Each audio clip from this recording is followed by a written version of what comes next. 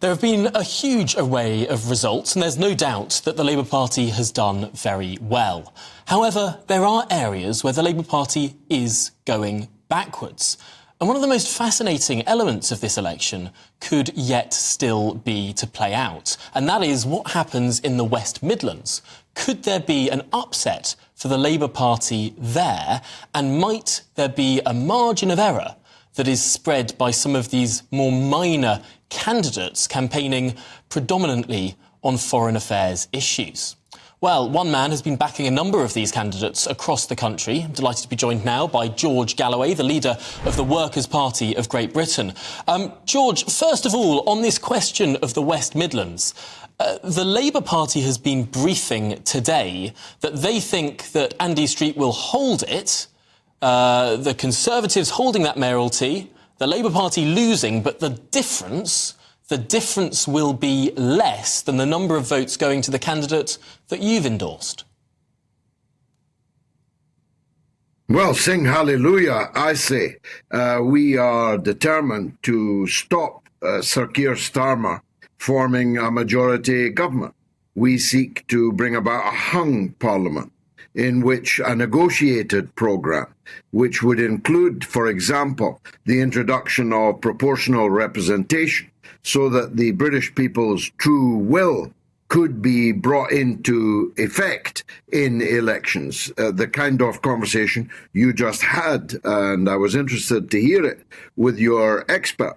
We have a most peculiar electoral system. You'll remember Mr. Farage's party used to get sometimes millions of votes and no seats at all. That's fundamentally undemocratic. So that would be one of our demands should the hung parliament, which is currently being predicted, Labour falling some 32 seats short of a majority, if they're coming to me, if I'm there with my friends to seek our endorsement of a government programme, well, they'll have to work hard to win our support, I can tell you.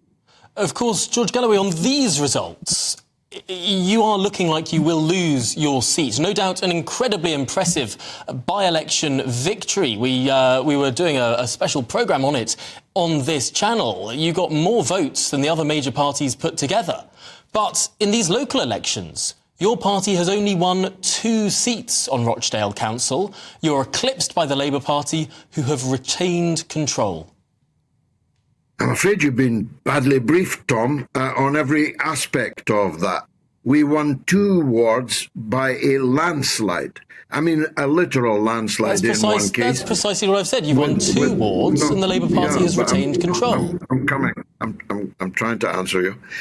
We only stood in 5 contests. We came second in 3, and we won by a landslide in the other 2. And we're now the number 2 party in the town, the whole town, not just my parliamentary constituency. On the council area, the Conservatives are ahead of you. No, they're not. The Conservatives are nothing and nowhere in the parliamentary stakes. Now, Tom, we only started in February. The council that is currently there in the town hall has been there for years. There was only a third of the seats even up for election. Labour literally could not have lost control of Rochdale, even if somebody had won every seat that was up there. They are a one-party state, or were, and now we have made a very significant dent in that. But I think we're not here to talk about my fate, are we? We're here to talk about the national Keir Starmer's failure. And we will get further on to that. I just want to make this one thing clear, because when you won your Rochdale by-election, you said that you were going to form a grand alliance to sweep away Labour from the council. You said that you could end Labour control of Rochdale Council at yesterday's election. No, of course I did not. There was only 1/3 of the seats up for grabs, and Labour had a 46-seat majority.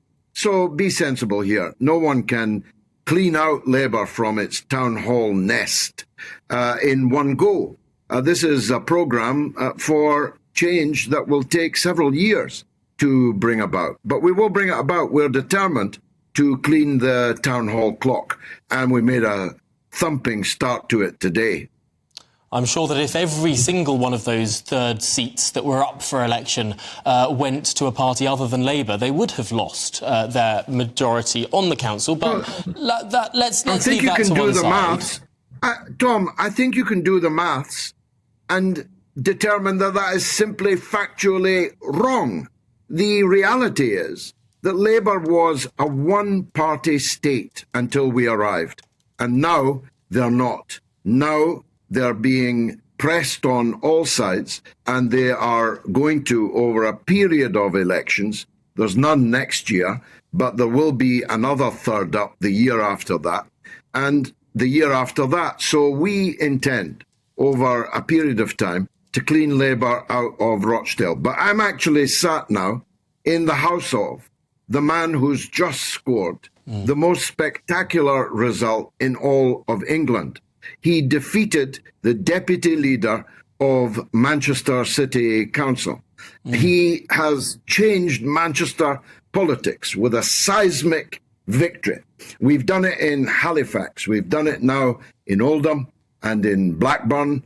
And we are in the northwest of England. They're talking about a Galloway wave here. So give me some credit, Tom. I know you don't like it, but give me some credit. We started this interview talking about a candidate you'd endorsed in the West Midlands that could, at least according to the Labour Party, be making all the difference there. I do want to say, on the question of maths, the Labour Party have 44 seats on Rochdale Council. 20 seats were up for election. 46. They had 46. They did have 46. They're down by two. But of course, they could have been down by 20. That's the mathematic possibility there. But broader, because broader is more important, I think, to everyone watching this conversation. Did you campaign for any of those candidates in Oldham? Of course, Labour lost Oldham Council. They now have there's no overall control of that council. In particularly Muslim areas, independents won. Did you campaign with those independents? Did you know those independents? Yes, I've had several meetings with them, and I've done everything I could to persuade people who support me to vote for them. Some of them are members of our party. Many more will be members in the days and weeks to come. I was in Blackburn just a couple of weeks ago, campaigning with the Blackburn Independents, who've just scored another seismic set of victories. And of course, I spoke and was featured on the literature of Ahmed Yaqub, the independent in the West Midlands mayor. So, yeah, and more importantly, actually, it was our victory in Rochdale in the by-election that got this wave really rising.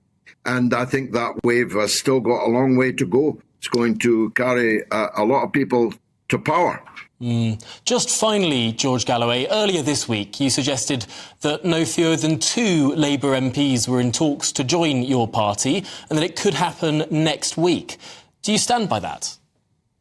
Well, it'll probably be more now after the elections here. The truth is, Labour is fatally harmed by losing the key demographic on which they relied for so very long, and they won't get it back. And so people who are depending on previously loyal support from people that have now abandoned Labour should take this opportunity now to open talks with us. My phone is ringing off the hook, not with MPs, but with councillors. So should we expect MPs joining your party next week or not? Well, I hope so. And if they've any sense, they'll do it very quickly while we've still got room for them. Well, George Galloway, thank you very much for joining us and talking through what has been a very interesting day of election results here across England and Wales.